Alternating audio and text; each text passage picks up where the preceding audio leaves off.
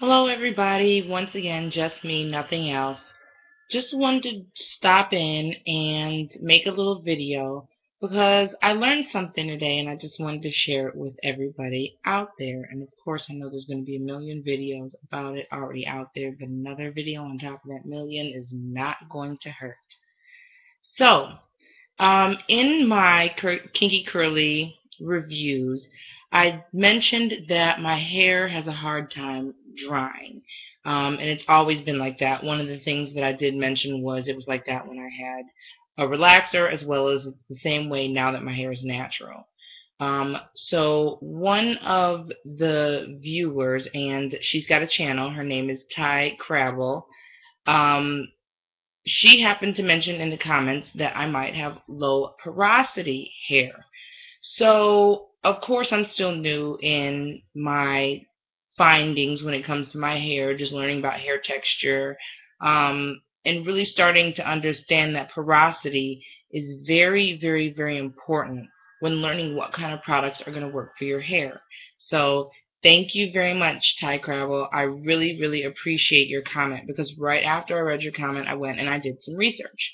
So based on my research, there are tests that you can do. There are strand tests you can do where you take a couple pieces of your hair, clean hair, just freshly washed hair, but take them out of your brush. Don't like rip any out of your head. You never want to rip hair out of your head. You're trying to stop that from happening. So you're not trying to aid in it by popping some out. So just take a couple out of your brush, and what you can do is fill up a bowl of water, like room temperature water. I just filled up my sink with water. It was much easier. Ripped a couple of hairs out of my brush, and dropped them in the water. Generally, they say you want to see if your hair is going to stay afloat or if it's going to sink. If it stays afloat, after a matter of 2 to 4 minutes, and I tested mine for 5 to 6 minutes just to make sure, because human error. What if I screw something up? You never know. It's very easy to do when you're me. But anyway, my hair floated and floated and floated and floated and floated. It never sank. I had one piece that kind of dropped a little bit down in the water and then just kind of held on there. It never floated to the bottom of the sink. It just kind of like actually submerged itself. And right after the whole hair was submerged, it just kind of was like, I'm not going anywhere else. So low porosity hair is what I have based on the strand test. Now there's another strand test you can do where you can feel your hair. I'm not really going to break that one down. You can find out about that in another video. I don't know how you would do it. I tried to do it. Didn't make much sense to me. Hair feels like hair when you're feeling on one strand of hair. But the water test, I think, definitely is a good indicator of whether you've got low porosity hair, high porosity hair, or just regular porosity hair. Now, of course, I'm going to speak on low porosity hair because that's what I have found out I have. So I've done a little bit more research, and with low porosity hair, pretty much there are cuticles that are on the hair shaft, and you want your cuticles to be somewhat open.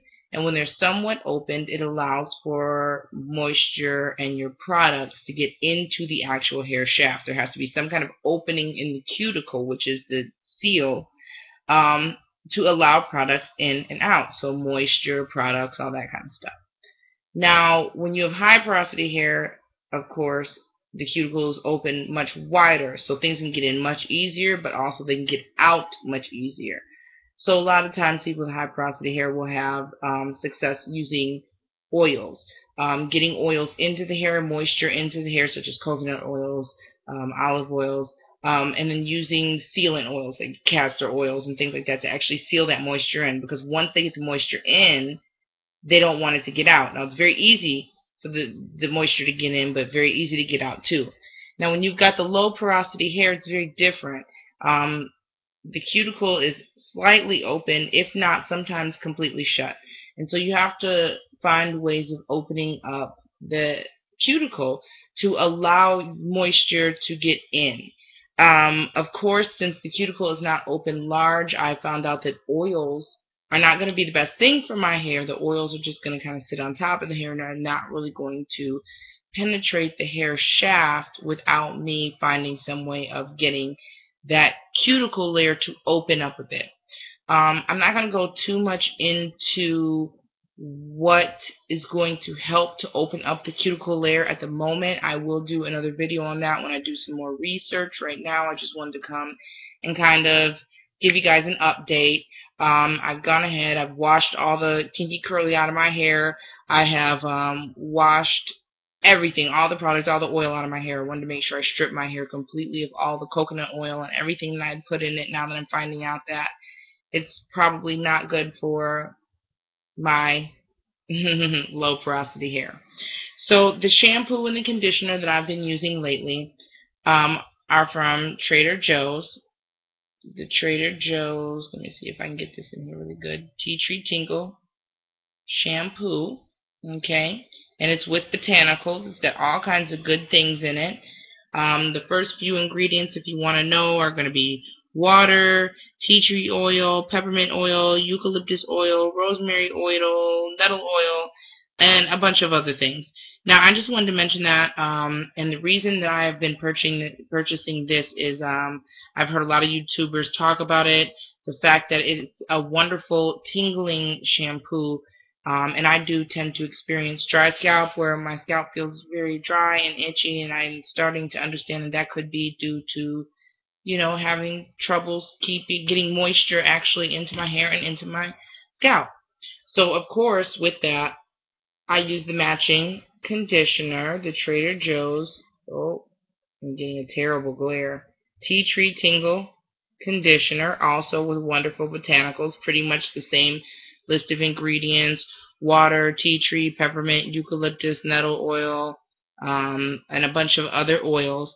But these are very, very, very inexpensive, about $3 per bottle. I've used the conditioner, I don't even know how many times. Oops.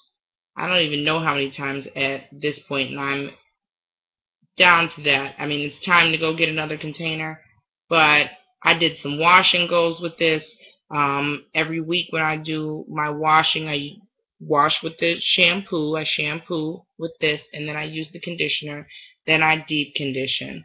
But this is what I've been using, and so far it's been really great with helping with some of the, itching that I get in my scalp. So that's what I've done today to get all the oils out. I'm going to go ahead and start my new regimen for my low porosity hair and see how that works. One of the things that they did mention for low porosity hair is the fact that using or applying products to soaking wet hair is not going to be optimal, because the water then takes up all the room within the hair shaft once you do get the hair shaft open and you get moisture in there. The moisture will be all water, and you do want to get some kind of other oils and nutrients into the actual hair shaft.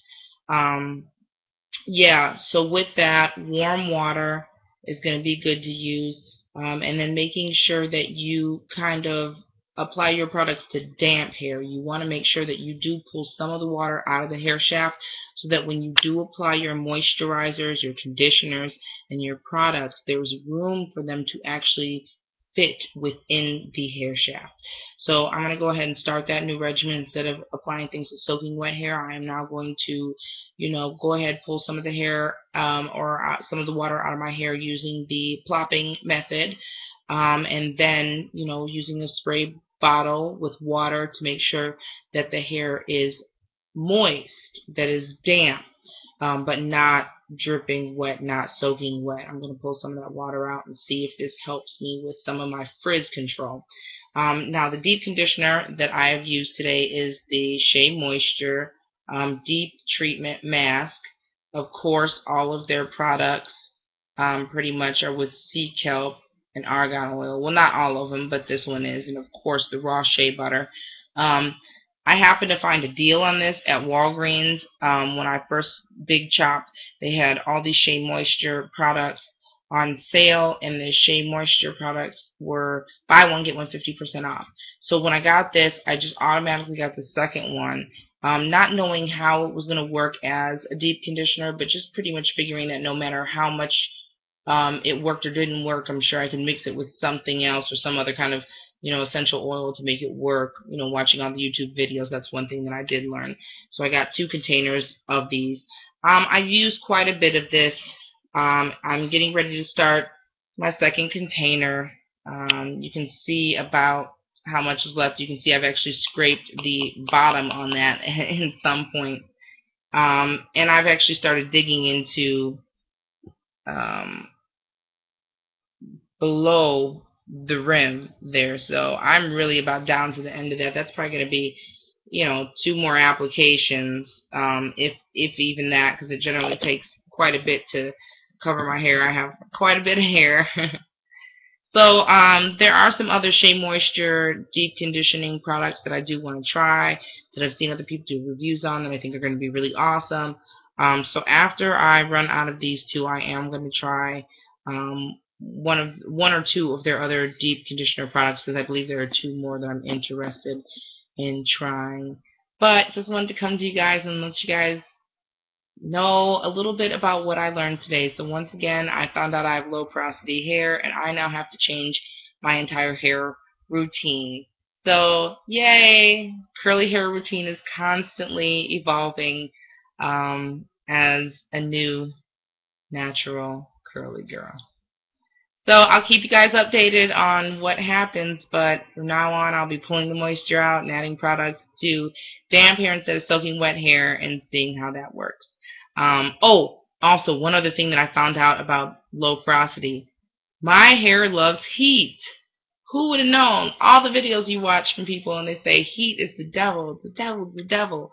Well, when I deep condition my hair, I'm supposed to apply heat. So that's why I've got this lovely plastic cap on, so that it gets hot underneath there and creates a nice little foam while I'm sleeping.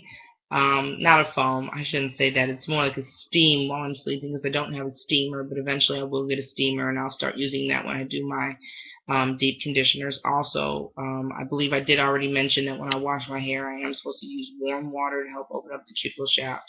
Um, as well as, like I said, anytime I apply any kind of conditioner, they say it's best to warm up the conditioner.